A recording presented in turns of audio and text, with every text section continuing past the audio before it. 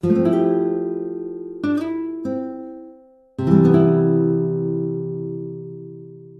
변화와 성장을 위한 지식재단권 전략이라는 테마를 가져봤고요. 우리가 저도 그렇고 우리 대표님도 그렇고 변화와 성장이 필요할 것 같아요. 오늘 이 시간이 변화와 성장을 위한 뭔지는 모르겠지만 뭔가를 마련할 수 있는 시간이 됐으면 좋겠습니다.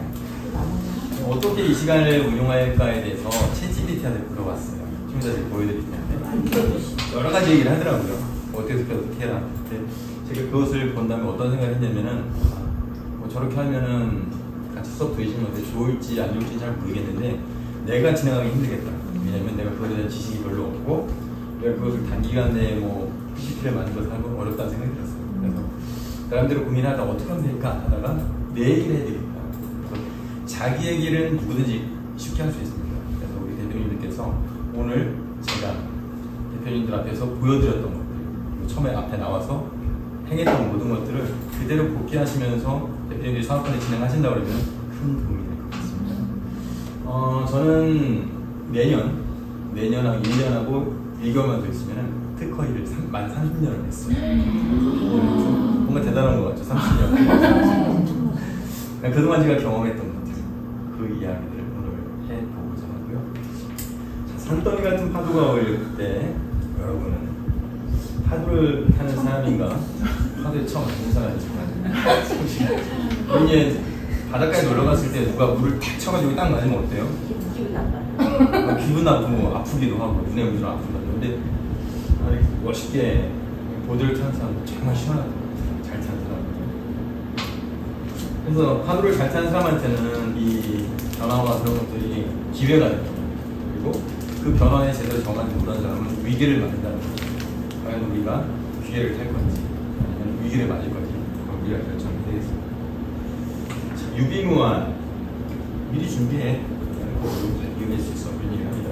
근데 우리가 살아가면서 대부분의 교훈을 사고도 고쳐서 그때 내가 그걸 하지 말았어야 되는데 근데 어떤 대표님이 이거 하라고 했을 때 할 걸 괜히 안 했네 그런 생각을 합니다. 근데 그전에는 아무리 얘기해도 그걸 할 수가 없어요. 마음만 오지가 않으니까. 그래서 위기는 위기가 왔을 때 알게 되니까 위기라고 얘기할 수 있습니다. 여기 보면은 아기 거북이들이 열심히 바다를 향해서 돌아가고 있습니다. 근데 몇 년 후에 어미 거북이가 돼서 이제 해변으로 오는 애들은 몇 마리가 안 될 거예요. 그동안에 황새한테 먹힌다든가 바닷속에서 이렇게 루포한테 먹힌 여러 가지 애로의 사람들이 있습니다. 여기 앉아 계신 모든 대표님들이 뭔가를 열심히 하시지만 잘 되신 분도 있을 거고 되게 잘 되신 분도 있을 것 같아요. 그래서 고진감래 이 어려움이 닿으면은 좋은 것이 올까. 우리는 이런 걸 가지고 늘 살아요. 그런데 어제 어려움이 끝났는데 오늘도 어려움이 있고 오늘 어려움이 끝났다 생각하니까 내일 또 어려움이 올 것 같다 생각이 드는 거예요. 너무 절망적인 것 같죠? 자, 그렇다면 기다리던 기회는 정말 기회인가? 예를 들어서 어떤 분들이 나는 지금 내 고객들을 기다리고 있어요. 주문만 오면은 나는 뭐든지 할 수 있을 것 같아. 난 기꺼이 준비가 됐어. 근데 어느 날 전화가 온 거예요. 무슨 대표님 우리가 이 물품 필요한데 만들어줄 수 있나요? 만들어줄 수 있죠. 그러니까 우선 열심히 만들었어요. 그렇게 좋은 시나리오로 가가지고 성공을 이루면 되는데 희한하게 사람 일이라는 게 잘 되는 것 같은데 그 잘 되는 것 같은 게 나중에 잘못되는 경우가 있어요. 뭐라고 구체적으로 말씀은 못 드리겠지만은 그래서 중요한 거는 우리가 보통 위기가 기회가 될 수 있다면 기회도 위기가 될 수 있나. 우리가 생각하는 위기가 지나가고 오는 기회가 될 수도 있고 내가 지금 생각하는 기회가 어느 날인가는 그걸 선택하지 말아야 될수는 위기가 될 수 있습니다. 왜냐하면 우리가 사람이기 때문에. 그래서 이렇게 열심히 적어봤어요. 신기술 개발 프로젝트 수준, 우수인력 확충, 투자금 유치. 너무 먼 거 같죠. 이런 것들은 잘 나간 스타트업, 50명 이상, 100명 이상이면은 신기술 개발 프로젝트 수준, 우수인력 확충, 투자금 유치 상관이 있네. 근데 나는 지금 혼자 하고 있어. 우리 직원 우리 시루이랑 같이 하고 있는데 내 동생이랑 같이 하고 있는데 이게 뭘 것 같아요. 그렇지만 우리 각자한테 적용하면 되겠습니다. 우리가 기회가 왔을 때 잘 잡으면 고생과 행복 시작이 되는 거고 잘 안 됐어. 그러면 안 되는 놈은 기회를 줘도 못 찾아먹어 이렇게 하고 있고 더 나가면 가만히 있었으면 폭삭 망하지 않았겠지 이런 말을 좀 많이 하게 됩니다. 자 그러면은 기회가 되기 위해서는 뭐가 필요할까 생각했을 경우에 제가 볼 때는 기회, 대응, 역량이 필요한 거죠. 기회가 왔을 때 저게 기회네? 딱 잡아가지고 그것을 활용해서 내 사업을 잘 하는 것이 필요한 거예요. 그래서 보통 사람들이 지식재산권을 얘기하거든요. 지식재산권 하면은 보통 우리가 생각하는 건 산업재산권이 있어가지고 뭐 특허, 상표, 디자인 그런 게 있어요. 아까 말씀하신 저작권 그런 게 있단 말이에요. 그러면 그런 것들을 왜 우리가 활용하겠느냐? 기업의 비즈니스를 보호하고 전략적 우위를 선점하거든요. 내 비즈니스를 보호하고 내 브랜드를 보호하기 위해서 이런 지식재산권을 확보할 필요가 있습니다. 전략적 우위를 선점한다. 이 얘기는 시장에서 내가 다른 사람에 비해서 뭔가 그만큼은 앞서서 나갈 수 있다. 이런 생각을 하시면 될 것 같습니다. 자, 이제 지식재산권의 정의인데 빨간 건 중요한 거니까 같이 한번 읽어보겠습니다. 시작. 인간의 창조적 지적 활동, 우선 경험의 산물로서 재산적 가치를 법적으로 보호하는 것, 타인의 사용을 배제하는. 자, 내가 어떤 기술을 가지고 있고 브랜드를 가지고 있고 디자인을 가지고 있어요. 대표님들이 만들었던 상품을 만들었어요. 굿즈를 만들었어요. 근데 누군가 이것들을 사용해. 사용하는 것까지 그러려 했어요. 근데 나보다 더 잘 팔려. 그걸 허용하지 못하죠. 그때 야 이거 내 기술이니까 쓰지 마. 내 브랜드니까 너 하지 마. 너 쓰려면 어떻게 돈 내. 나도 뭔가 하고 싶어요. 그러려면 어떤 권리가 있어야 되거든요. 그 법적인 권리가 바로 지식재산권이라는 거죠. 그래서 기술인 경우에는 특허. 그다음에 브랜드다. 그럼 상표가 되는 거고 어떤 디자인이 있어. 그럼 그 디자인에 대해서 내가 디자인권을 확보할 수가 있겠습니다. 그래서 이런 종류가 있어요. 지식재산권은 뭐 산업재산권, 저작권, 신지식재산권이라고 해서 산업재산권 조금 말씀드렸던 특허권, 실용재산권, 디자인권, 상표권. 아 이런 게 있구나. 저작권은 저작권, 인정권 이런 게 있고 신지식재산권이라는 거는 뭐 영업비밀이라든가 컴퓨터 프로그래밍 이런 것들이 보호가 될 수가 있습니다. 여기 딱 보면은 특허권은 획득을 하면은 출원료부터 20년 동안 권리 행사할 수 있어요. 이 권리를 쓰려면 나한테 돈을 내거나 허락을 받아야 돼요. 그리고 실용시장권 같은 경우는 등록을 받으면은 10년 동안 권리를 행사할 수 있어요.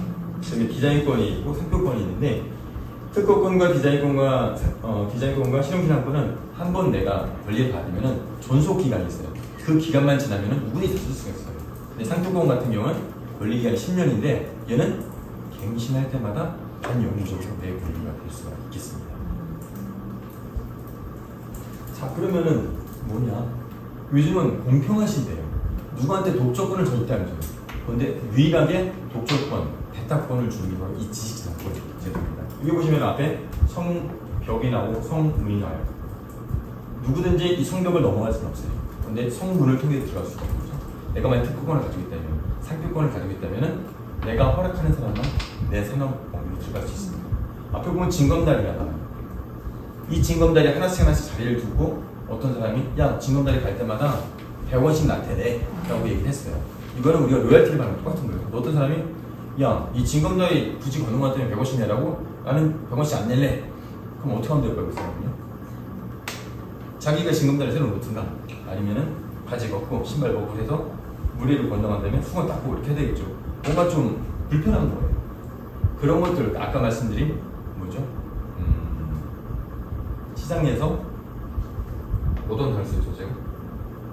전략적 우위 선점하는 이런 게 바로 전략적 우위 선점하는 거죠. 우리가 특허를 가지고 있다고 해서 다른 사람이 침해하지 않느냐? 내가 디자인권을 가지고 있다고 해서 브랜드 상표권을 가지고 있다고 해서 다른 사람이 안 쓰느냐? 그렇지 않아요. 너 상표권 가지고 있어? 난 열심히 제품 만들어서 팔고선 파산하고 말 거야. 이런 식으로 하는 사람이 있어요. 어쨌든 그런 사람이 있다 할지라도 일단 내가 가지고 있으면은 함부로 다른 사람이 내 거를 쓰는 데 있어 부담감을 가질 수가 있겠죠. 자 여기까지 제가 말씀드렸어요. 아 그러면 어떻게 될까? 내가 기술을 개발해서 특허를 내야 될 거야. 그럼 상표를 내가 브랜드를 가지고 있어? 그럼 브랜드를 보호받기 위해서는 내가 상표를 출원할 거야. 그리고 내 굿즈의 디자인을 가지고 있어. 디자인을 출원할 거야. 자 그럼 중요한 질문. 대표님께 한번 문의 드려볼게요. 어려운 질문인데 보통 특허를 출원해서 받으면은 한 등록되니까 한 500만 원 정도 비용. 그리고 기간이 보통은 한 2년 정도 걸리고 빠르면은 6개월에서 8개월 걸려요. 자 특허를 열심히 받았어요. 자 사업이 보장될까요? 사업이 보장. 네, 사업에 보장이 될까요? 보장돼. 왜 보장이 안 된다고 해서 특허까지 받았는데? 특허랑 사업이랑 관련돼 있는 거. 특허랑 사업이 관련. 근데 특허를 받는 데는 당연히 어려울 거예요, 쉽니다. 되게 어려워요. 왜냐면 특허권이라는 거는 독점권을 주는 거예요. 독점권 주는 정도까지 기술 내려면은 내가 머리도 좋아야 될 것 같고, 뭔가 내가 머리 연습 때는 좋은 기술자를 뽑아 돈 주고 뽑아가지고 그 사람한테 개발할 수 있게끔 해서 만들 거란 말이에요. 근데 그렇게 어렵게 만들고 등록받는 특허를 같이 있다고 했어요. 말씀하신 대로 사업과 특허는 다르기 때문에 잘 된다는 보장이 없는 거예요. 그럼 대표님이 이제 뭐 브랜드를 확장시키려고 특허 출원을 했어요. 특허 출원도 있고 상표 출원을 했어요. 그것도 기본적으로는 뭐 등록 처음에 출원할 때 대리인 사무소에 한 30만 원 정도 비용을 지불하고 또 등록이 되면 한 40만 원 지불해요. 그러면 70에서 80만 원이 들어가요. 내가 없는 중에 내 브랜드를 보호하기 위해서 상표를 출원했어요. 잘 되면 좋은데 내 사업 물건이 잘 안 팔리네. 물건만 잘 팔리면 문제가 흔히나마 저겠네요. 물건도 잘 안 팔려. 괜히 그때 상표 출원했네 라는 생각이 들었어요. 그래서 어제 제가 챗GPT한테 물어봤어요. 보여드려볼게요. 생성형 AI를 40시간 몇 시간 배우셨죠? 3개월 배우셨구나. 더 엄청난 시간 배우셨어요. 3개월 동안 배우셨어요. 그분에게 특허 기록을 하고 싶은데 어떤 내용을 하면 그분들이 흥미있게 들을 수 있고 유용할까? 3시간짜리 프로그램을 구성해줘. 그리고 네가 그렇게 제안한 이유를 설명해줘. 이렇게 제가 얘기했어요. 선생님, 만약에 제가 카페를 한다 치면은 그 카페로 이름을 주변 상권에서 내가 유명하기 전에 먼저 출원을 해가지고 이 상표를 못 쓰게끔 해서 등록을 했는데 그게 2년 안에 망하게 되면 그 어떻게 되는 거예요? 갑자기 어떻게 되나? 자, 제가 이제 질문 노하우를 하나 드릴게요. 근데 이 상표를 등록하는 게 맞는 건지.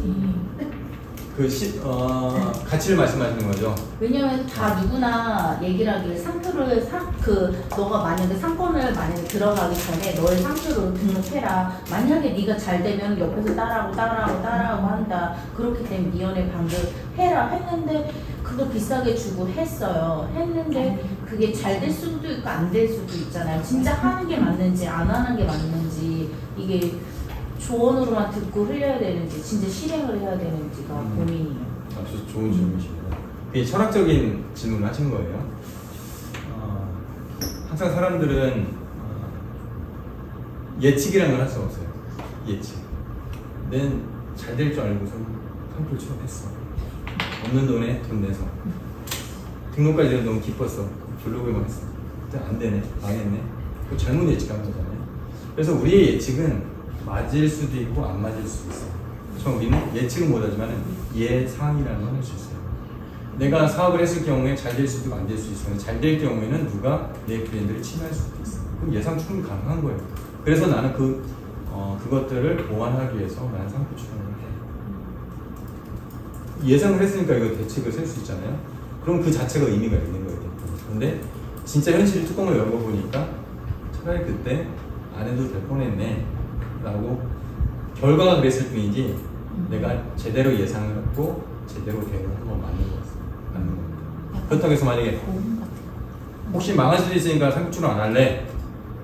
그것도 망할 수도 있으니까 잘 되다가 안 될 수도 있으니까. 그리고 오히려 잘 되는 데는 상표로 안 되는 데는 97%니까 안 될 수도 있으니까 그것도 되게 현실적인 거지만은 나중에 또 잘 됐는데 또 그런 일이 하면 안 되잖아요.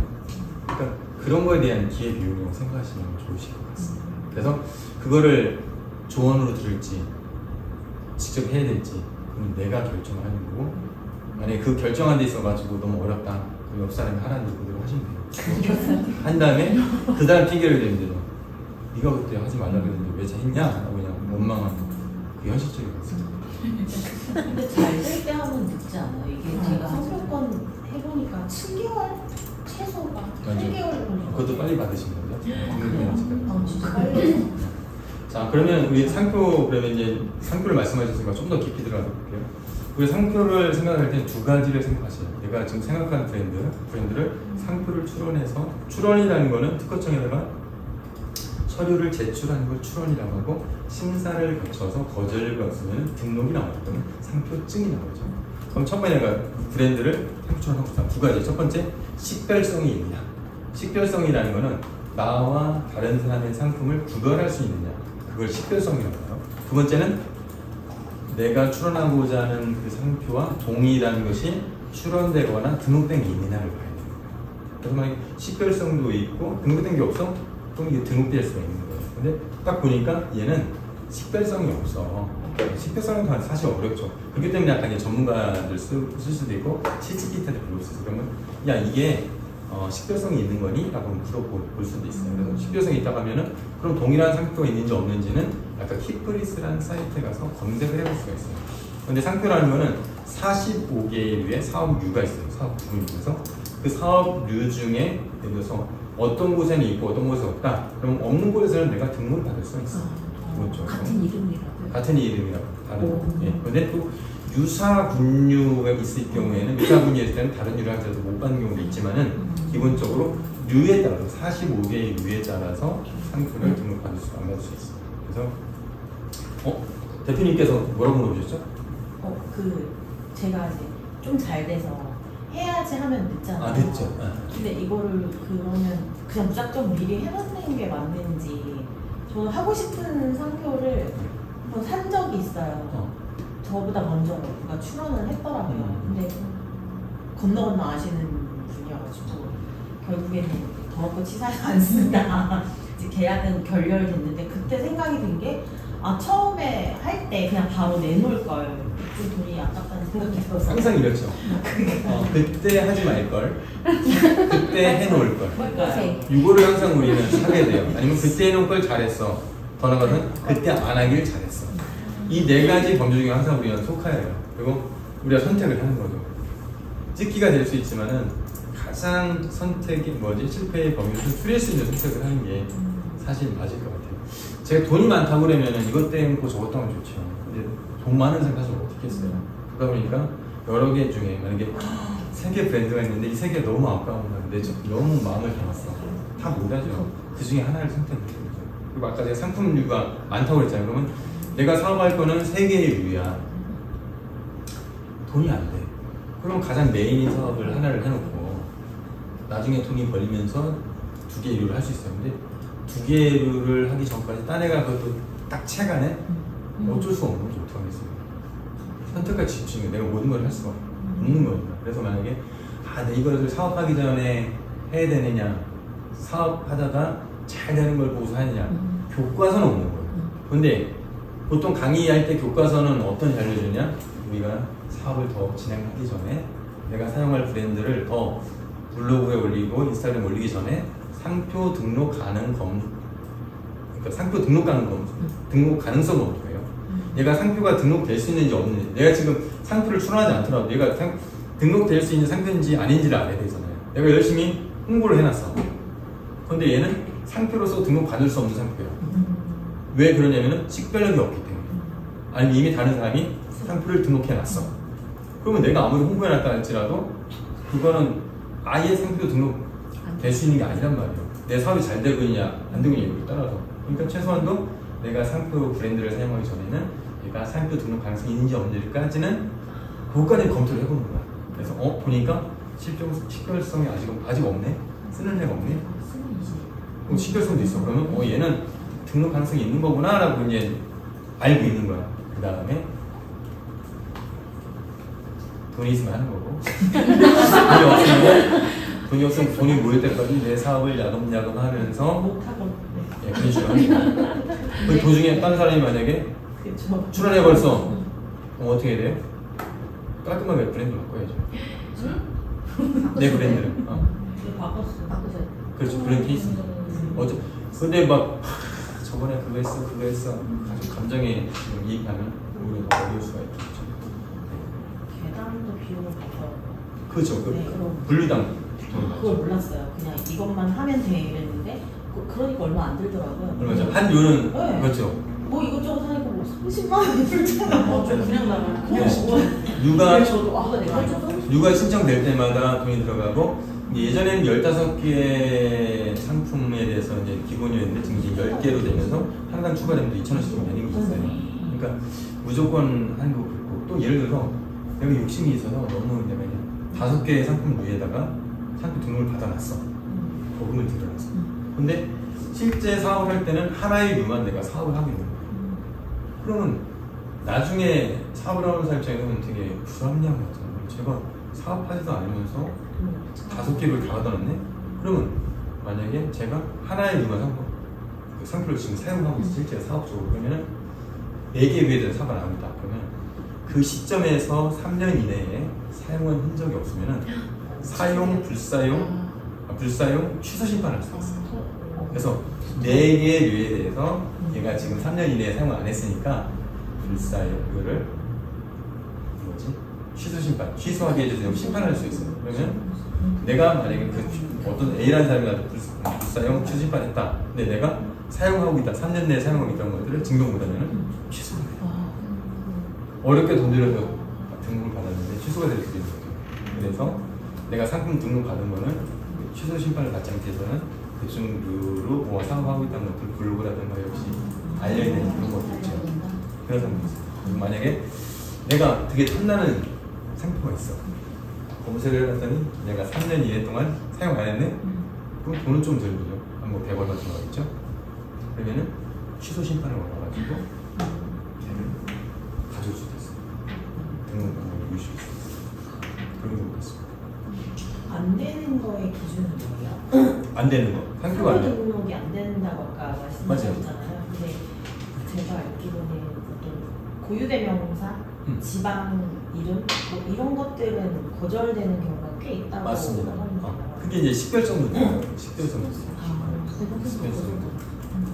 예를 들어서 애플이 사과잖아요. 사과에다 애플이라고 하면은 사과란 말 못 쓰잖아요. 안 되냐고. 근데 애플이라는 거는 전자기기에 쓰니까 애플.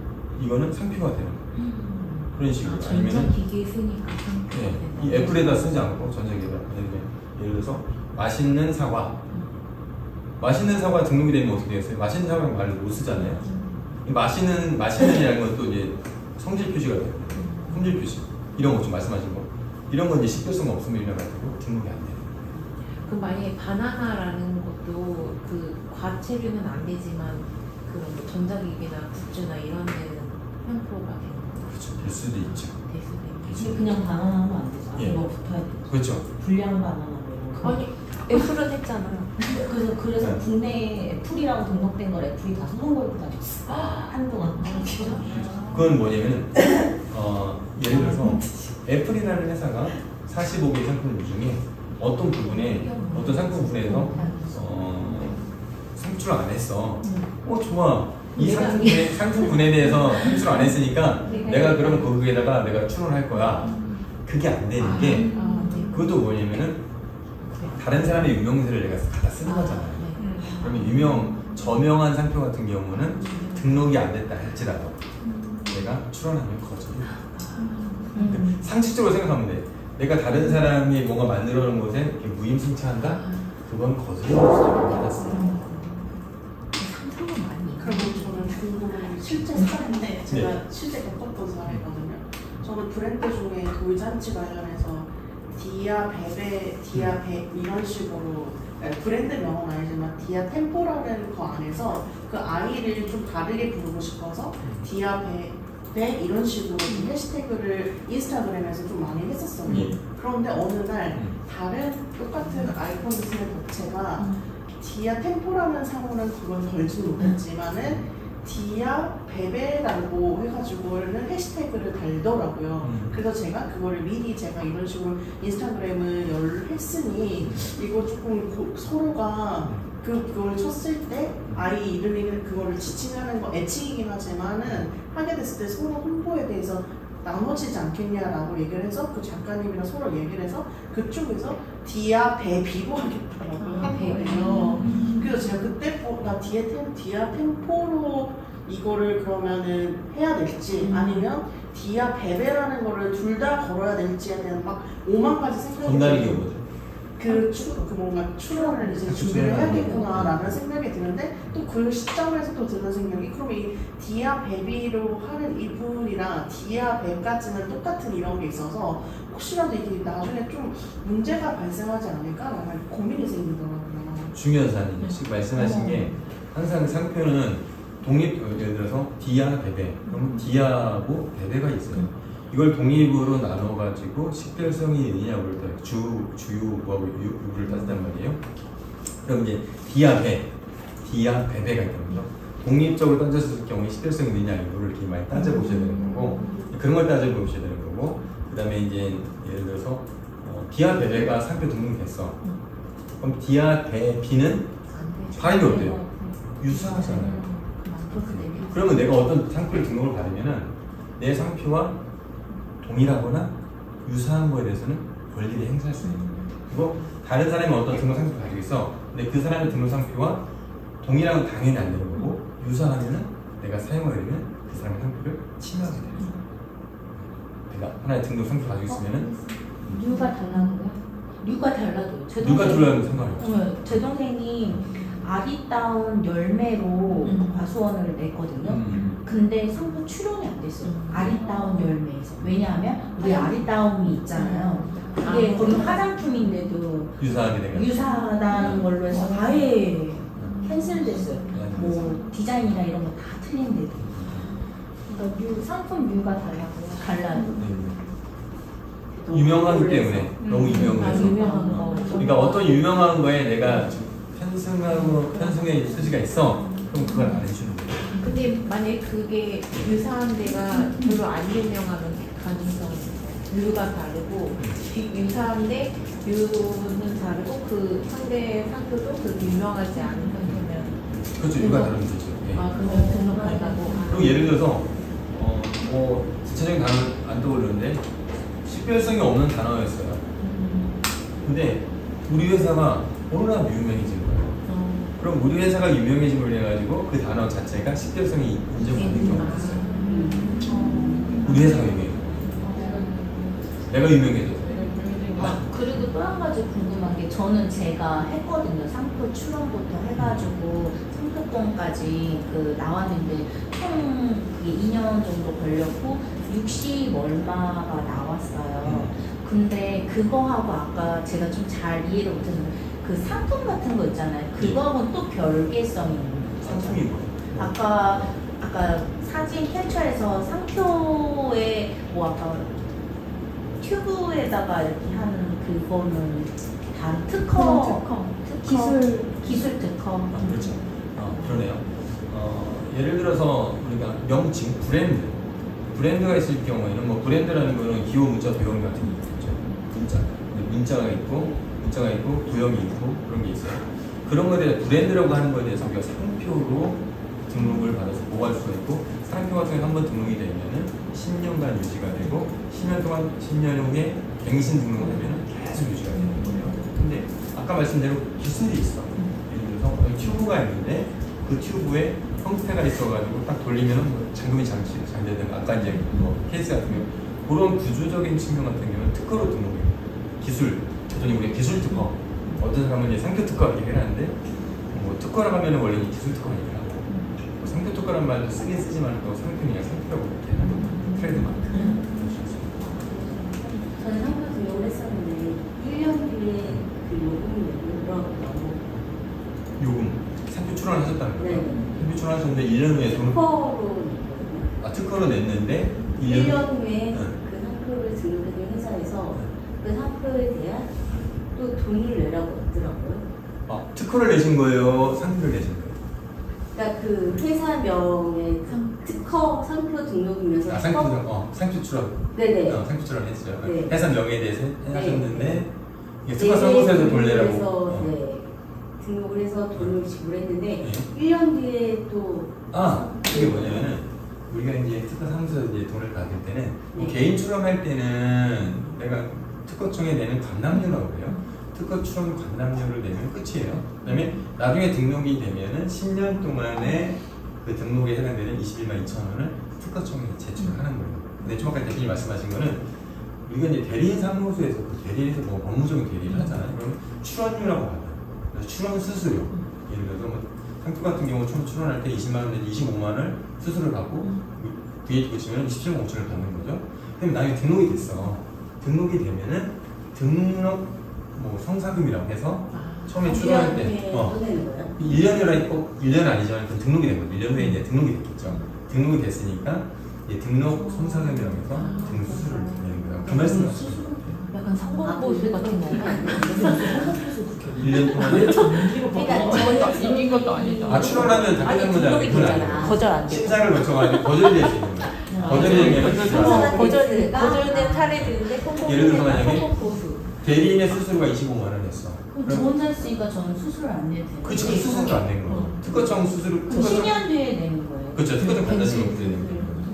그러면 이제 기술은 또 어떻게 또 이렇게 쉬울까요? 혼자 할 수 있을까요? 기술은? 우리 대표님은 이제 특허를 이제 직접 아니 근데 저는 준비. 전리사를 통해서 하려고 기술도 혼자 할 수도 있어요. 혼자 할 수도 있는데 기술도 마찬가지. 항상 제가 아까 이제 제가 막 이거 설명드렸잖아요. 막 제가 뭐 칼럼 어떻게 이렇게 했다 왜 보여드렸겠어요? 이렇게 하면 된다는 거예요. 뭐든지. 그러니까 그 대표님 그 칼럼에서 나를 맞는 걸 찾아가서 보면 다 입사를 저희가 필요로 하는데. 그걸 보라고 제가 이걸 보여드린 게 아니에요. 아 그래요? 네. 제가 그 칼럼 굳이 뭐지겠어요. 제가 칼럼을 쓰게 된 동기하고 그거하고 칼럼을 어떤 식으로 생성형을 배우셨으니까 어떻게 쓰고 어떤 식으로 제가 제안서를 했는지 그거를 지금 말씀드린 거고 그 칼럼 내용은 여기 좀 안 나왔죠. 물론 뭐 제 이름 검색하면 칼럼이 나오겠지만 근데 사실 읽어봐도 잘 모르실 거예요. 왜냐면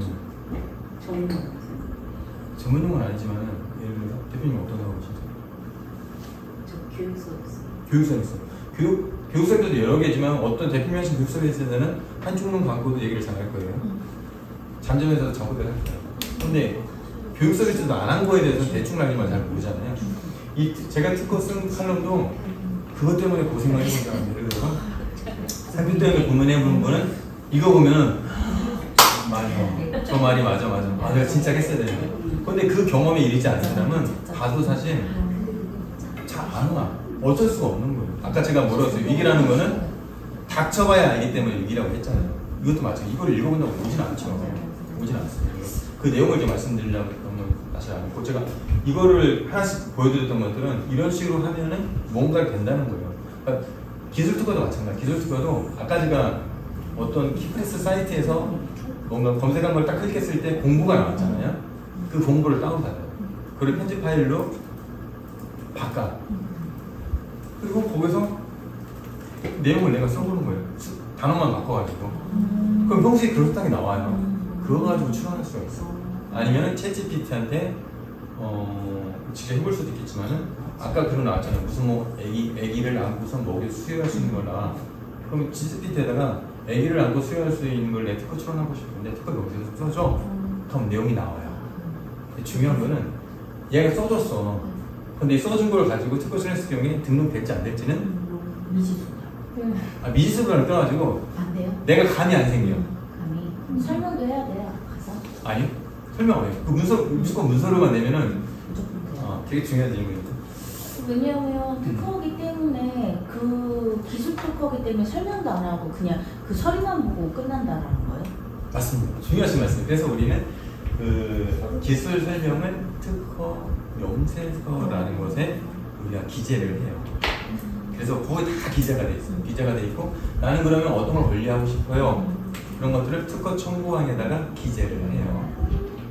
기재를 합니다. 기재를 이런 게 또 대표님한테 도움이 될지 몰라요. 저는 이건 너무 일반적일 수 있고 다르게 검색하면 나올 수 있는 사항이라 제가 이거는 스킵을 했는데 그러면 이제 특허 청구 범위에 나와 있는 게 권리 범위가 되는 거고 그 특허 청구 범위에 보면 독립항 아무것도 이용하지 않은 독립항이 있고 그 독립항을 이용한 인용항이라고 있어요. 아까 대표님 하실 때 GPT 작성해보니까 20몇 개의 총성을 만들어준다는 거예요. 그건 이제 종속항이라고 하는데 독립항이 인정을 받으면은 종속항은 어떤 내용을 넣더라도 다 등록이 돼요. 그거를 말로 설명 안 해요. 다 글로 설명을 하는 거예요. 근데 글로 설명하는 거를 내가 못하니까 우리가 대리인 사무소에다 돈을 주고서 그 일을 하는 거고 요즘은 이제 챗GPT가 많이 나와가지고 작성을 하죠. 근데 이제 작성을 하다 보니까 이게 작성된 걸 봐도 이게 도움이 될지 안 될지 챗GPT한테 해보니까 꼭 자문을 구하거나 변리사 사무소에서 자문 구하라고 하더라고요. 저는 이제 면피하려고 이제 면피하려고 하는 거고 또 이제 그런 것도 있죠. 챗GPT한테 야 이거 특허 등록 가능성 어떠니 하면은 되게 좋게 얘기를 해줘요. 얘기를 한 상태에서 이거 1,000만 원 등록이 될 것 같습니다. 긍정적으로. 긍정적으로 얘기를 해줘요. 왜냐면 기분 나쁘게 하면 안 되니까. 근데 절대 그 등록이 안 돼요. 거기서 자꾸 이제 우리가 질문을 몇 개 주고 그럼 이런 질문을 되죠. 야 그렇지만은 이 정도 똑같죠. 이 정도 기술 가지고는 등록 안 될 것 같은데 내가 한번 던져보는 거예요. 또 얘기죠. 맞습니다. 긍정적으로. 그러면서 점점 더 이것들을 확산해 나가는 거예요. 예를 들어서 제가 이제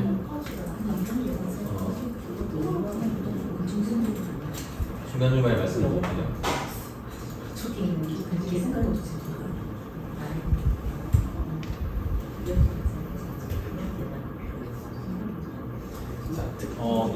어떤 게 특허가 되는 내가 지금 기술을 가지고 있는데 이 특허가 될까요? 라고 이제 궁금할 수 있잖아요.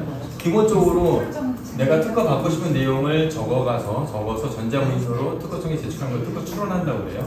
근데 내가 특허 출원한 내용, 전자문서로 제출한 내용이 다른 사람보다 먼저 출원했어. 그리고 새로운 거야. 기존에 있던 거랑 똑같지 않아. 그리고 비슷한 출원에 이미 알려졌던 것부터 어느 정도 증거성이 있어. 발명 가능해야 돼. 거죠? 발명 가능하지 않게 어려운 거야. 할 경우에는 이제 거절료가 이런 게 없으면 거절료가 없는 등록이 되거든요. 근데 이제 그러면은 어떻게 내 특허를 만들 수 있겠냐. 그래서 불편한 점을 항상 찾아보시는 거예요. 불편한 점. 내 생활 가운데 내가 전자책을 만들다가 아니면 교육사업을 하면서 뭔가 만드는데 이런 불편한 점이 있네. 그러면은 그 불편한 점을 해결하기 위해서 내가 뭘 할 수 있을까라고 한번 생각을 해보는 거예요. 해결 수단을. 근데 이 해결 수단이 기존에 있었어? 그러면 특허가 안 되는 거야. 기존에 없었어. 좋아. 그럼 기존에 있던 거하고 내가 없는 생각한 방법하고 어느 정도 차이가 생길까? 다른 사람이 조그만 특허 만들 수 있을까? 그럼 특허가 안 되는 거예요. 그래서 불편한 점을 해결하기 위해서 적용한 남다른 걸 잘 다듬어 보는 거예요. 잘 다듬어 보는데 언제까지 잘 다듬어 보냐면은 구체적으로 파악을 들어서 남다른 걸 찾아질 때까지. 중요한 거는 남다른 걸 찾았어요. 그러면 보다 설득 논리를 하는 거야.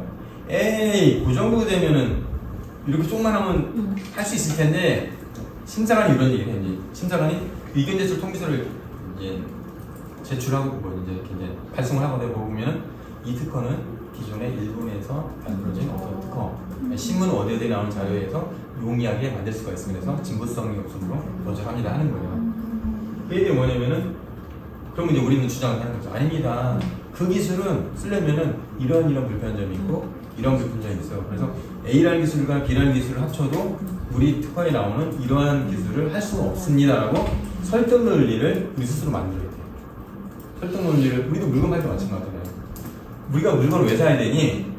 그러면 이제 심사관이 왜 특허를 등록해줘야 돼? 하면은 우리는 기존에 있던 거 아무리 짜집기를 해도 만들 수 없어요라는 설득 논리를 그거를 이미 만들어가지고 특허 용지에서 적어놓는 거예요. 기술적으로. 그럼 그게 등록이 되는 거죠. 대표님, 예.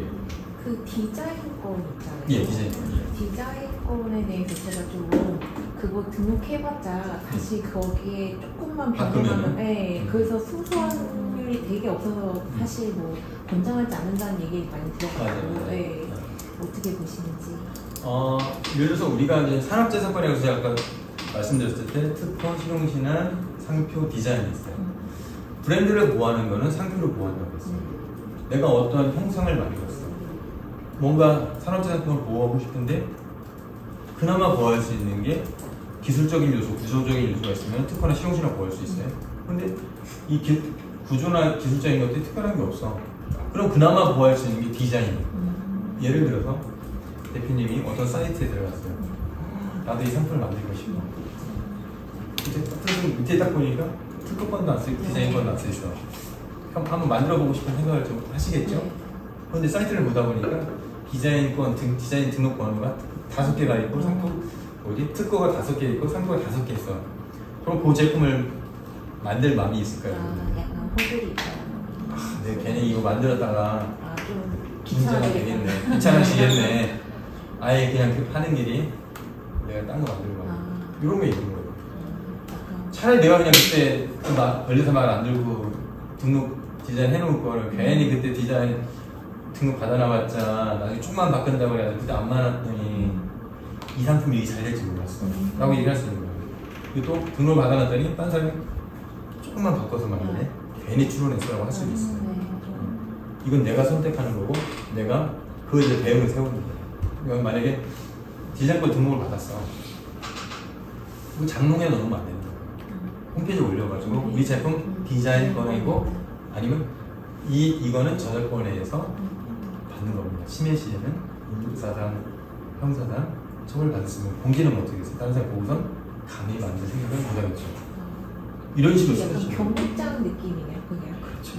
그래서 다른 사람이 추적하고자 하는 사람이 추적 의제를 끊을 수 있게끔 그런 마인드가 필요하죠. 예를 들어서 이 폰케이스라는 건 너무 많잖아요. 그렇죠, 그런데 이 폰케이스에 제가 만약에 제가 샀던 것 중에서 인상적이었던 게 비행기 티켓 발매 그 티켓권으로 해가지고 뉴욕, 뭐 코리아 이런 식으로 해가 진짜 뭐 자석 이런 느낌이 나는 식으로 해놓은 게 있었어요. 그거를 들어봤을 때 이제 여기밖에 안 팔지 않을까라는 생각을 했었단 말이에요. 그럼 네. 그거를 나는 그 보딩 패스의 이미지로 해가지고 뉴욕이다, 인천이다, 뭐 이태리다 이거에 대해서 출발치는 다르게 하겠지만 이 형태로 만들겠다라는 거를 그 글로 쓰고 이거를 했는데 만약에 똑같은 이미지이긴 하지만 똑같은 느낌으로 한다고 하더라도 이게 뭐가 되는 건지 글로 쓴다는 말이 무슨 말씀이에요? 그러니까 나는 이거를 폰케이스를 할 건데 이 안에 내용은 보딩 패스라는 거를 접목으로 해가지고 문자를 썼다는 얘기예요? 네 그런 식으로 해서 하겠다라고 추론을 만약에 받는다면은 뭘 추론하실 거예요? 상표를 추론하실 거예요? 이 아이디어? 그 아이디어, 자, 우선 이제 중요한 거. 자, 우리가 아이디어라 그러면은, 대표님은 아이디어 하면 머릿속에 이제 아이디어는 뭐야? 하고 딱 생각했어요. 다른 사람들 때는 아이디어? 상표에 대한 아이디어예요? 기술에 대한 아이디어를 분명히 물어보요. 그러니까 만약에 대표님 만약에 기술에 대한 아이디어, 이건 사실 기술에 대한 아이디어가 아니고, 디자인에 대한 아이디어란 말이에요. 예를 들어서, 상표라는 거는 아까 상품류가 있다고 했어요. 상품 구분류에 따라서 그 권리가 정해져요. 근데 이 디자인권은 물품마다 물품마다. 물품이란 거는 좀 바꿀게요. 이건 물통이에요. 이 물통에 새겨진 이 문양이 있단 말이에요. 근데 이 문양이 벽지에도 새겨질 수 있어요. 이 물결 문양이. 그러면은 이 물통에다가 디자인권이 하나가 있고 이런 똑같은 문양이 벽지에 있으면 벽지로 디자인권을 받아야 되는 거예요. 그래서 디자인권이라는 거는 물품마다다. 그러면은 요거 같은 경우는 폰 케이스이기 때문에 폰 케이스에 대해서만 디자인권을 획득할 수 있는 거죠. 그럼 꼼꼼히 다 만약에 다른 물품이 다르다면 다른 지갑이라든지 뭐 예를 들면은 뭐 맥세이프라든지 아니면 뭐 그립톡이 있다. 다 그거 하나씩 네. 디자인권은 물품별이다. 물품 대상이다. 그러면 돈처럼 이게 돈인 거야. 돈이 엄청 드네. 네. 그러니까 이것저것 다양한 건 좋지만은 뭐 이거 돈을 이렇게 쌓아놓지 않는 한 필요한 것만 좀 그렇게 하시면 되고. 자, 좀 아까 대표님 질문하신 보고하셨단 말이에요. 그러면은 자, 뭐로 보고받을 거냐면 보디 패스 했었어. 그러면은 당연히 디자인 형태가 좀 뭔가 다르다면 디자인권으로 보고받을 거예요. 근데 보딩 패스라는 건 이미 보딩 패스의 디자인이 있는 거잖아요. 그거를 여기에다 적용하는 건데 그것도 등록해요. 보딩 패스가 있지만은 보딩 패스 케이스는 사실 없었죠. 그러니까 보딩 패스 케이스 물품에 대해서 우리가 디자인권을 사실 너무 유명한 거에 대해서는 또 이제 그게 반대겠지만 어쨌든 그렇게 될 수 있어요. 디자인권은 상표권에 상표 자체를 디자인으로 넣어서 출원하는 경우도 있잖아요. 그렇죠. 그 회사 상표나 이런 거. 근데 그거와 조금 유사한 것도 디자인권으로는 그럼 따로 등록은 안 되는 거죠. 제가 만약에 그때 인앤아웃이 상표권 분쟁 때문에 3년에 한 번씩 팝업을 열잖아요. 그 등록을. 근데 그 화살표 모양으로 뭘 디자인을 넣으려고 했더니 안 된다고 하더라고요. 그러면 그 상표권에 대한 거기에 있는 디자인도 유사하면 디자인권도 안 되는 거예요. 그 상표에 들어가 있는 디자인이 안 되느냐? 네, 그러니까 그거랑 또 별개로 나는 그냥 디자인과 관련된 것만 넣으려고 하는데 이거는 유사한 상표가 있다. 같은 디자인 내에서 뭔가 문제가 있는 게 아니라 근데 그 너무 유명한 디자인의 그 상표랑 안 된다고 하더라고요. 제가 넣은 건 아니지만 근데 이제 화살표는 사실 다 쓰는 거잖아요. 근데 이제 그게 걔네들의 이거를 좀 유사하게 보여줬다고 등록이 안 됐다고 그래서 그런 경우 많이 있나요? 기본적으로 디자인이라는 것도 그 창작성이 있어야 돼요. 그러니까 특허와 실용실험 같은 경우는 신규성이라고 하고 디자인 같은 창작성이 있어요. 창작성이라는 거는 기존의 거하고 뭔가 달라야 되겠죠. 예를 들어서 우리가 지금은 이제 모든 핸드폰이 다 라운드졌죠. 근데 예전에 라운드가 지기 전에는 사각형이었어요. 근데 지금 거의 다 라운드가 진 거예요. 라운드가 지기 때문에 지금은 거의 창작성 없겠죠. 라운드죠. 근데 예전에 사각형에서 라운드가 처음에 나왔을 때는 그게 창작성을 지닌 거였어요. 그럼 대표님 말씀하신 것도 그게 이제 어느 정도 기존에 있던 거 여부에 또 창작성을 따져봐야 되는 거고, 그게 이제 상표 형태로 있었을 뿐이지 물품이든 어쨌든 간에 그런 효력이 있었기 때문에 그런 부분이 아니었던 거고, 한 가지 말씀을 드리자면은 보통 또 상표 출원할 때 아예 제품을 사진 찍어가지고 라면을 사진 찍어서 그것도 상표로 출원하는 거예요. 일부만이 아니고 전체적으로 해가지고 그냥 그거에 의해서 이제 보호받고 싶으니까 라면 봉지까지 다 해가지고 그런 경우가 있어요.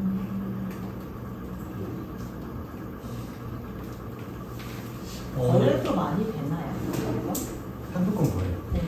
우리가 제일 원하는 거죠. 이제 선정을 해놨다가 큰 돈을 벌 수 있는. 큰 돈을 벌 그래서 안 되잖아. 만약에 아까 의문도 말씀드리고 네.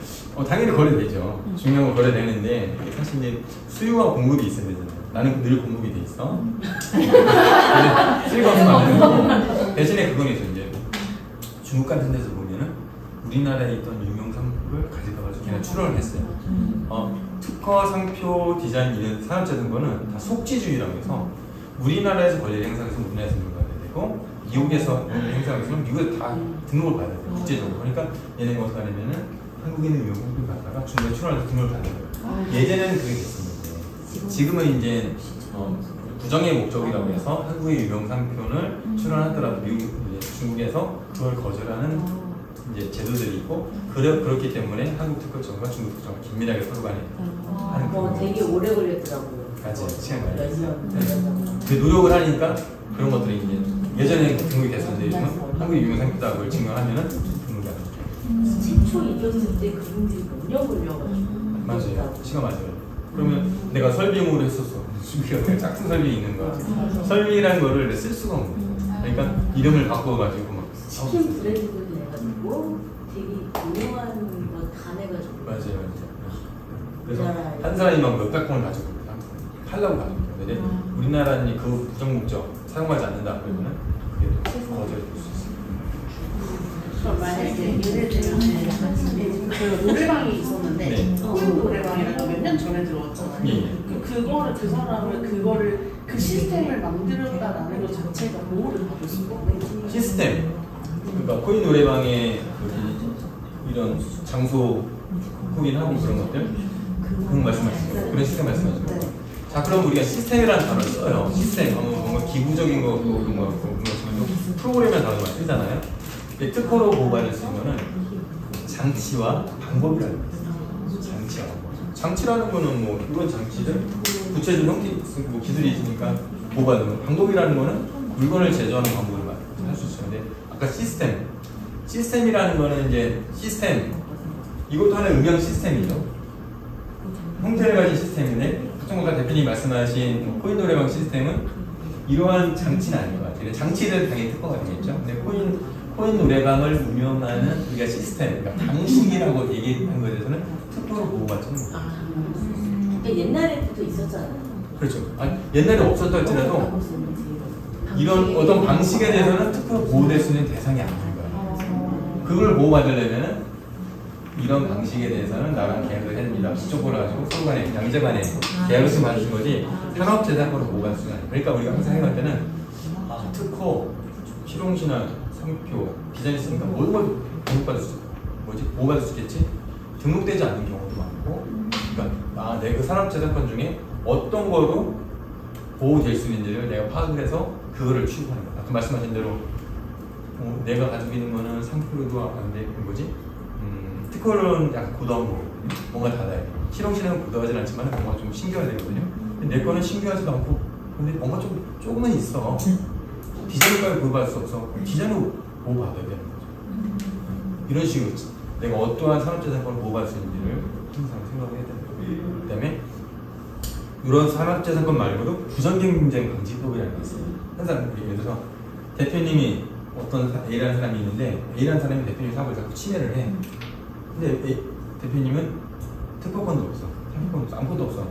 맡고 있으면 안 되는 거예요. 그러면 부정경쟁 방식이라는 게 있던데요? 이렇게 하면서 그걸 언급하면서 이제 그 사람한테 뭔가 이슈를 한다든가, 아까 말씀하신 대로 시시조가 뭐 이런 식으로 얘기할 수도 있겠죠? 그것도 되게 잘하신 거죠. 그렇지 않으면 이제 희석화가 되는 거니까 뭔가 노력을 하셔야 되고, 그리고 내가 권리를 가지고 항상 그런 거예요. 내가 누구 권리를 잔대적으로 침해를 했어요. 그러면 그 사람이 시비를 안 걸면 상관없어. 문제라는 거는 권리를 가진 사람이 나한테 시비를 걸 때만 문제가 되는 거예요. 근데 누구 권리를 침해하고 가서 심지어 쿵닥쿵닥 거리죠. 이 쿵닥쿵닥 거리만 제가 무마화 시키면 할 수 있어요. 근데 항상 침해 가능성 가지고 있다 생각하시면 되고, 만약에 예를 들어서 내가 특허를 가지고 있고 나는 유사상품 만드는 것 같아. 그럼 문자를 어디든 맡겨가지고 당신은 내 특허 침해하고 있습니다라는 말 하면은 또 그 사람이 또 뭉치는 거예요. 혼자 못하니까 변리사한테 물어보겠죠. 이게 침해한 거야 안 한 거야 물어봐서 침해한 거 같기도 하고 안 한 거 같기도 하고 그러면 또 돈이 들어가겠죠.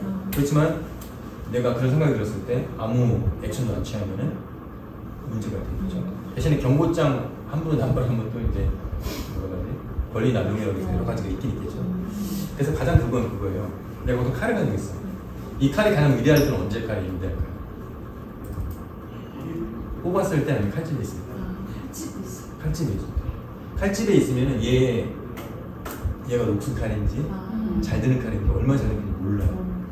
특허권도 마찬가지예요. 디자인권도 마찬가지예요. 시험권도 마찬가지예요. 다 등록증 있으면 뭔가 있을 것 같아요.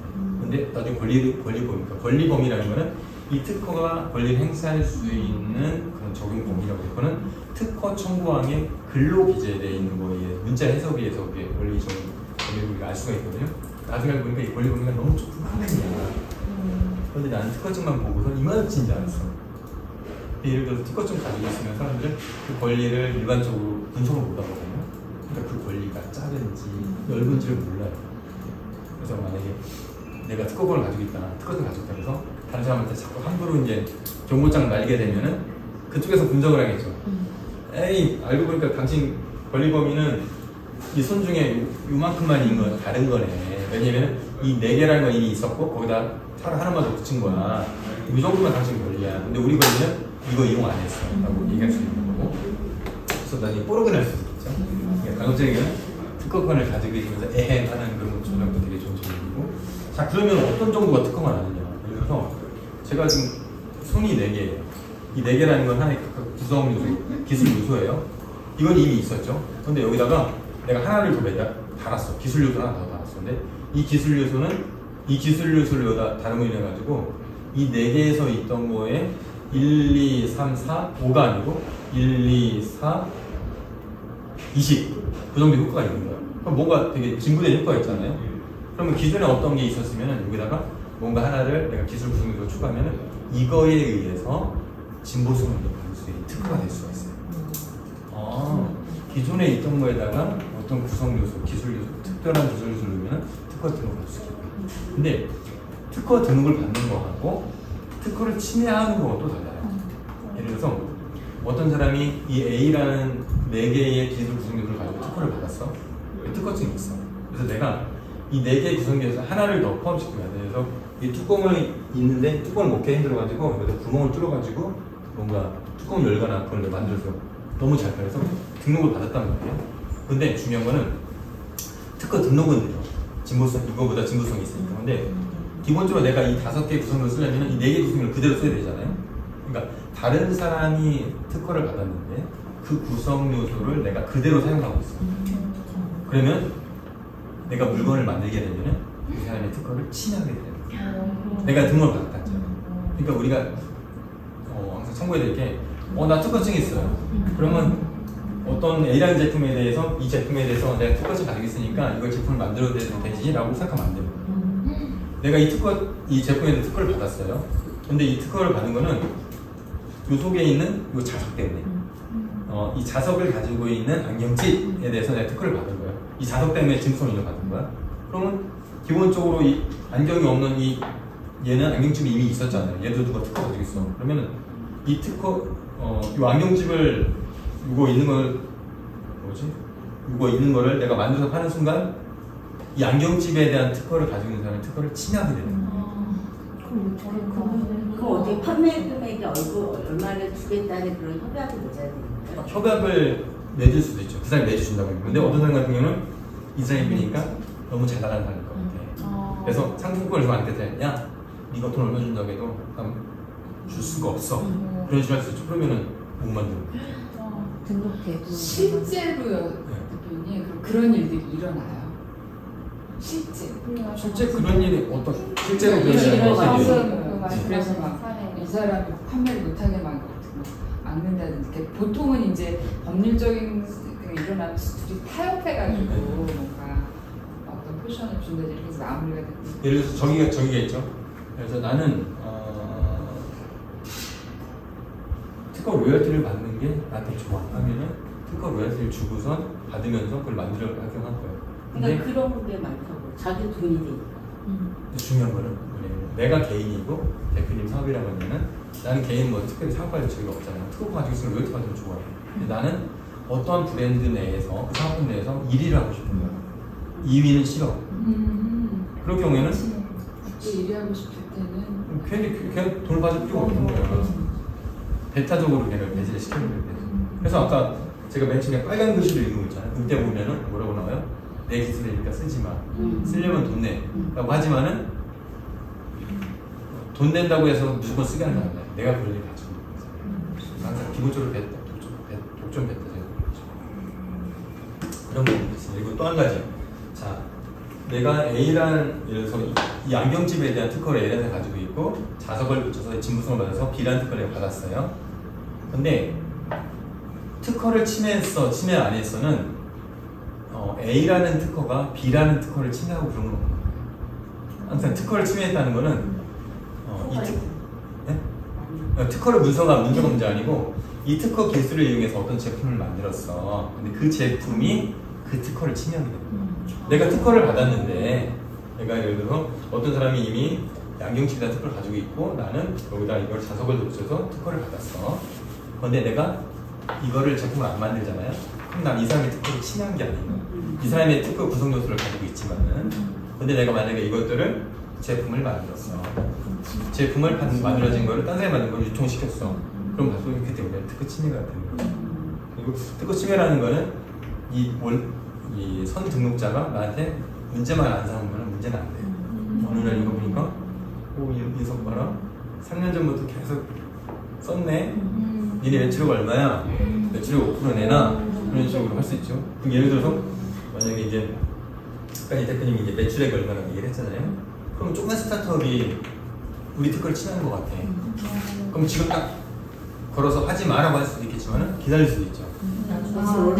매출 볼 때까지. 그러면 이제 그 경우 어떤 생각을 할까? 내가 지금 물건을 만들었는데 아무도 제재를 안 해. 이거에 대한 특허는 없나 보다. 알고 봤더니 기다리고 있는 거야. 매출이 커질 때까지. 그러니까 지금 내가 물건을 만들었는데 아무 문제가 없다면 문제 없는 건 아닌 거예요. 그렇죠. 그런 부분 다 있습니다.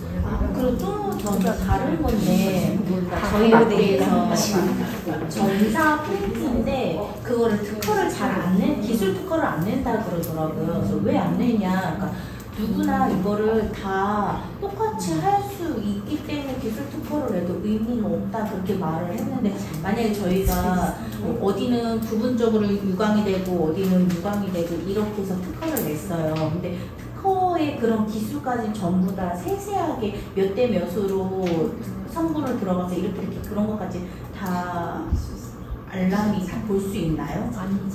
기본적으로 우리가 이제 특허령은 20년 동안 독점권을 준다고 했잖아요. 그럼 이제 특허의 취재 대상이 알아야 될 게 왜 저 사람한테 독점권을 줄까? 예를 들어서 독점권을 안 준다고 하면 그 사람이 기술을 공개하면 어떻게 될까요? 다른 사람들이 금방 따라서 하겠죠? 그럼 나는 기술만 공개하고 남존재 시키잖아요. 그러니까 네가 어떤 특별한 기술을 만들었으면 공개를 해. 그러면은 사회 기술 발전을 공헌을 하죠. 왜냐면 그 기술을 보고서 아이디어로 들어가서 딴 기술을 어떤 사람 개발할 거 아니에요? 그런 취지를 한단 말이에요. 대신에 이제 동쪽권을 주기 위해서는 진보성이 얼마나 있냐 그 문제고. 그러면 이제 어디까지 진보성을 가질 거냐. 예를 들어서 앞서서 이제 대표님이 말한 대로 비율, 그래서 음각과 양각이 있는데 이 비율을 3대 4대 2로 할 거다. 근데 3대 4대 2로 한 게 특별한 가치가 있는 거야. 그럼 그거에 의해서 이제 등록을 받을 수가 있는 거예요. 근데 그게 전면에서는 사실 부분이 가능해요. 프린트를 하면 전면에서 위에서 부분적으로 올리고 내리고 하는데 저희는 그걸 배면으로 가는 거죠. 반대로 들어가서 배면으로 하기 때문에 그거를 음각, 양각을 준다라는 것 자체가 세계적으로 좀 거의 없거든요. 지금 현재 다 알아보고 있는데도 만나본 사람들 이런 게 바로 아까 뭐죠? 스토리텔링이 되는 거고 시나리오가 기술적인 아까 제가 설득 논리라고 말씀하셨잖아요. 네. 대표님 예전 우리는 위에서 했는데 우리는 배면으로 해가지고 없는 것 같아요. 이게 바로 설득력인데 이 설득력이 인정이 되면 특허가 돼요. 근데 그게 저는 다른 사람들 우리 직종에 열람이 됐으면 누구나 보면은 몇 대 몇을 어떻게 쓰면 다 할 수 있는 수는 있거든요. 그것만 보면. 근데 저희는 그거를 하려고 1년 넘게 2년 넘게 그거를 계속 테스트를 몇 대 몇 그리고 염료를 해외에서 국내에서 다 수입해가지고 다 모아서 계속 테스트를 해서 그 결과값을 낸 건데 다른 데서도 그거를 보고 열람을 해서 보게 되는 게 또 사실 부담이 되거든요. 부담이 되죠? 네. 부담이 되는데 예를 들어서 만약 그걸 이제 출원했는데 심사를 거쳐서 증거성 인정 받으면 등록이 되는 거고 증거성 인정 못 받으면 등록이 안 된단 말이에요. 나는 그러면 나는 그 등록을 받으려고 그랬는데 등록이 안 됐어. 그러면 지금 말씀하신 대로 내 기술만 오픈이 되는 거예요. 오픈이 되는 거고. 그러니까 우리가 항상 판단해야 되죠. 내가 등록을 이 기술을 오픈했을 경우에 내가 등록될까 안 될 건지 판단을 하고 만약에 보니까 약간 아리까리해. 그러면은 핵심 기술은 오픈하라. 핵심 기술은 노하우로 가져가고 있고 거기다 쓰지 않고 오픈하지 않고 그것을 가질 수 있는 좀 주변의 기술이라든가 그래서 특허는 20년이에요. 되게 길은가요? 짧은가요? 얇아요. 아니요, 저는 길다고 생각해요. 요즘 시대는 1년만 지나도 새로운 것들이 개발되기 때문에 20년 갖고는 맞아요. 해물될 것 같아요. 맞아요. 근데 그렇게 생각하면 길은 거고 대표님 말씀은 짧은데 왜 이거 말이냐면은 만약에 코카콜라 제조 비법이 특허로 보호받았다면은 20년 후에는 누구든지 다 만들 수 있어요. 25년 후에는 누구나 있어요. 근데 코카콜라 비법은 제조 비법은 지금 100년 넘게 지금 쓰고 있잖아요. 왜냐면은 노하우를 해가지고 아무도 몰라. 며느리도 몰라. 그러니까 내가 어떤 기술을 가지고 있으면은 특허로 출원해서 등록을 받아서 에헴하면서 원래 행사할 거냐 아니면은 아무도 인정하지 않지만은 장롱에다 갖다 두고 노하우를 가지고서 할 거냐 이런 것들도 판단을 해야 되죠. 그래서 항상 맞아요. 전략적 판단이 필요하고 전략적 선택이 필요합니다. 반대로 제가 알기로는 IM 유리랑 뭐 백지영이랑 프레 유리가 쇼핑몰을 해가지고 엄청난 옛날 일인데 이슈가 돼가지고 판매가 엄청 났었어요. 그런데 반대로 이거를 알고서 나쁜 업장이 나타나가지고 IM 유리라는 거를 상표권을 먼저 등록을 하더라도 해버린 거예요. 그래서 소송을 붙었던 걸로 알고 있고 결국 진 걸로 알고 있거든요. 누가 되죠? 연예인들이 연예인이 져가지고 결국 그 사이트가 이제 접어지는 그런 일로 돈을 많이 벌었는데 그거를 다 돌려줘야 되고 오히려 늦게 출원한 그 사람한테 내가 번 소득을 다시 이렇게 줘야 되는 일이 발생하고 이런 일이 있었거든요. 그래서 이제 우리가 특허도 그렇고 상표도 그렇고 디자인도 그렇고 선출원주의가 아까 제가 보여드렸던 선출원 누가 먼저 출원했는데 정말 똑같은 기술이야. 근데 누가 하루 먼저 출원했다? 그 사람이 등록받을 수 있는 거예요. 그리고 동일한 출원했다?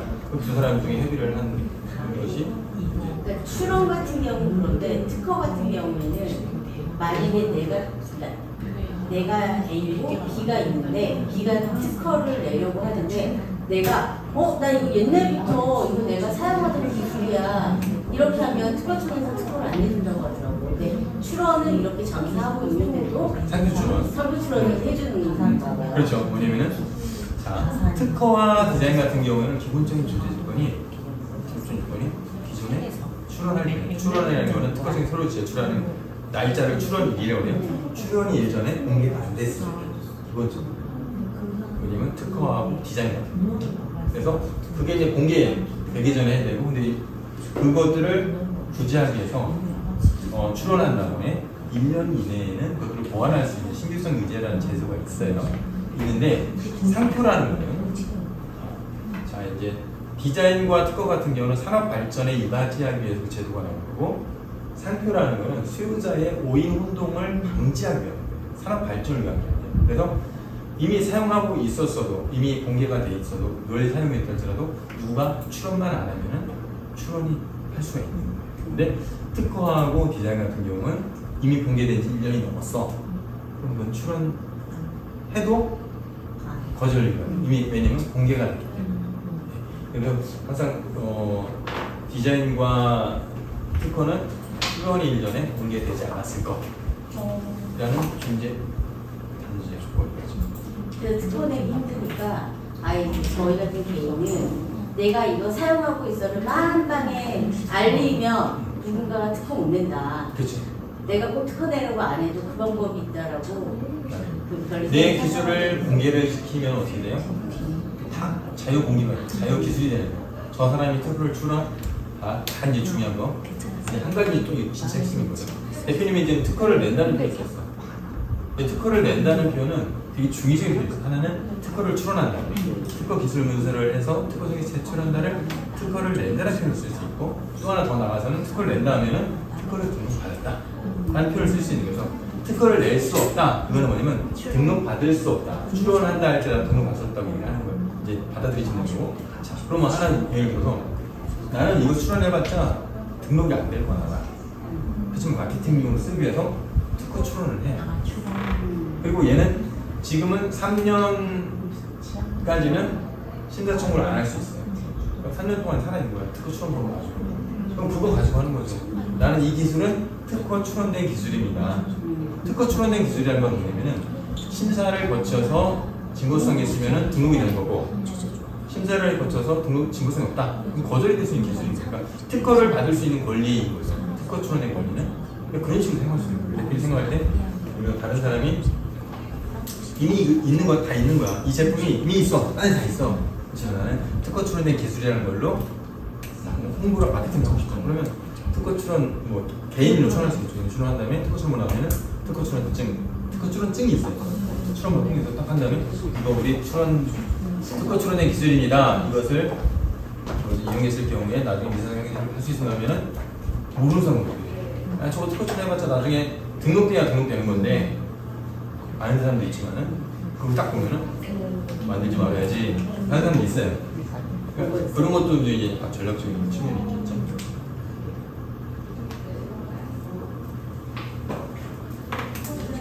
자, 이제 거의 질문이 다 됐죠. 그래서 아까 이제 대표님 그러셨어요. 부재 생산은 뭐 전문가인 전문을 받으시죠. 그게 맞긴 맞아요. 맞긴 맞고. 그래서 우리가 오늘 특허에 대해서 듣고 뭔가 유튜브를 통해서 내가 뭔가 지식을 습득했어. 아, 그럼 이건 이런가 보다 하고 내가 행동을 결정하기보다는 전문가하고 많이 해결사항이 있으면 제가 듣기는 이런 사항이 있다고 하는데 우리 거 이게 맞아요? 라고 항상 확인용 질문을 하시는 게 되게 좋아요. 그러면은 되게 좋고, 아까 대표님 여러 가지 사업 뭐 지원받는 거 있잖아요. 그런 것도 하실 수 있으면 좋고. 그런데 너무 그거만 내리다 보면은 시간도 비워질 수 있고, 다른 사람이 돈 줘서 하는 것도 좋지만 이렇게 이제 너무 내 비용을 안 쓰다 보면은 좋은 서비스를 못 받을 수 있거든요. 여러 가지 하시고, 가장 중요한 거. 그래서 대표님 어때요? 특허 등록이 되면은 사업하는 데 도움이 되실까요? 아직 크게 도움 안 됐어요. 아, 대표님 많으셨구나. 근데 저희 그 상표를 다른 데서 쓰는 데가 좀 있더라고요. 상표를 말씀하신 거. 네, 이렇게 검색해보니까 교육 쪽에. 네, 그런데도 제가 못하게 할 수 있는, 아까 뭐 말씀하셨는데 분류가 있으면 가수님은 못하게 할 수 있죠? 자, 못하게 할 수 있어요. 근데 못하게 하려면 내가 메일 보내도 되지만 특허사무소에 경고서 보낼 거 아니야? 그럼 뭐가 들어가요? 돈이 들어가잖아요. 돈이 들어가고, 그래서 이제 아니 나는 돈이 들더라도 저 못 쓰게 하고 싶으면 그렇게 하는 거예요. 그렇게 하다가 내 생각이 맞을 수도 있고, 걔가 우리 상품을 침해하지 않은 걸 또 알 수도 있어. 그럼 약간 내 상태가 좀 멋쩍잖아요. 땀을 딱 때렸는데 땀을 때릴 수 있는 권리가 내가 없어. 미안하다고 해야 되잖아. 그러니까 여러 가지 상황이 있어요. 그러니까 그러고 있진 않아요. 여러 가지 상황들 보면서 내가 어쨌든 아까 그래서 이제 뭐라고 말씀드리면 기술을 보호하고 전략적 우위를 선점한다고 했어요. 두 가지로 되잖아요. 내 기술과 그걸로서 상표도 보호하고 있지만은 그게 안 될 경우에는 전략적 우위라도 선점을 하는 거죠. 그런 식으로 생각하시면 될 것 같고, 제가 특허가 있을 경우에 왜 도움이 되냐면 어떤 사람은 내가 기술 특허, 내 특허라고 제가 특허라고 하면 기술 특허를 말씀드려요. 특허를 출원을 해서 등록을 받으면은 이제 내가 이 권리에 대해서 완벽하게 가지고 있고 다른 사람한테 하지 말라고 경고장소가 낼 수 있어. 이제 특허를 받았으니까 나는 뭔가 할 수 있어라고 생각해요.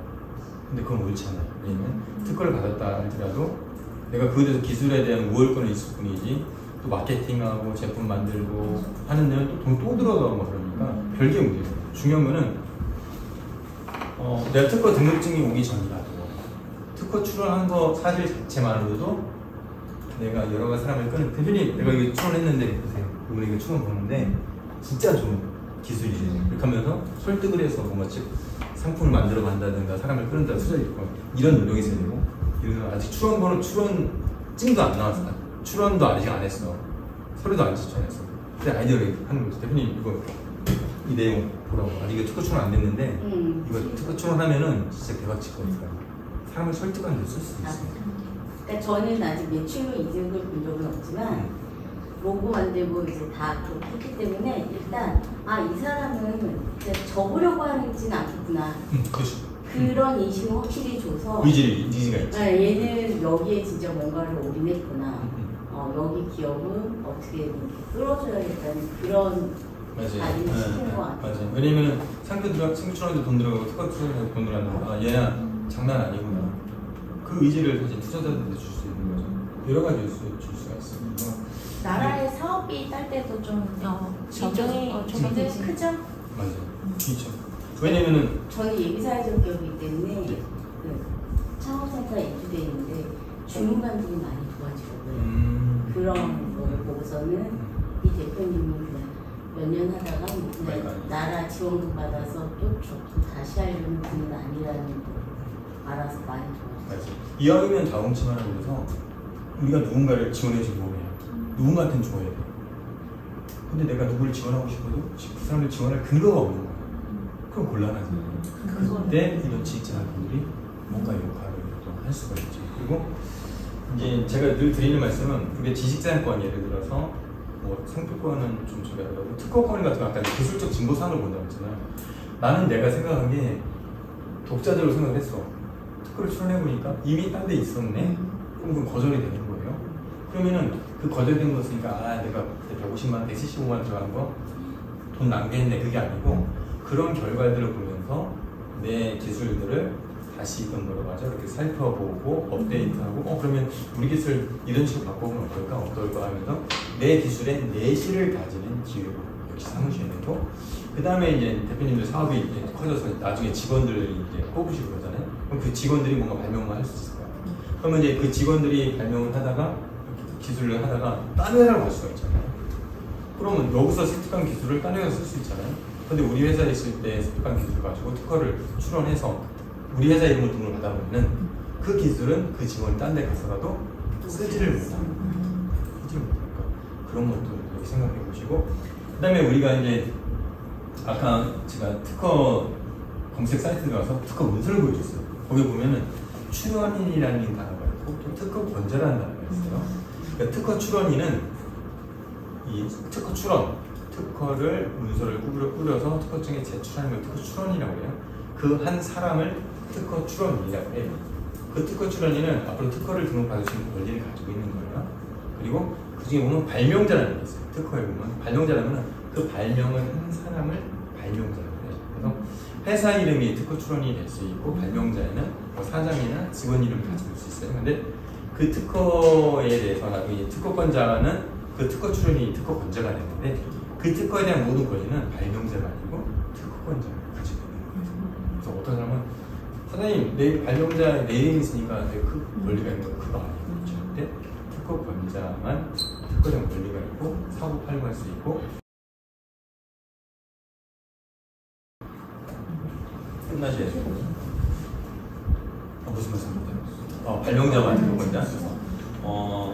특허 출원인은 자연의 이름이죠. 이름하고 법인 될 수 있어요. 예. 근데 개인 사업자는 법인이 아니니까 사람 이름으로만 될 수 있는 거예요.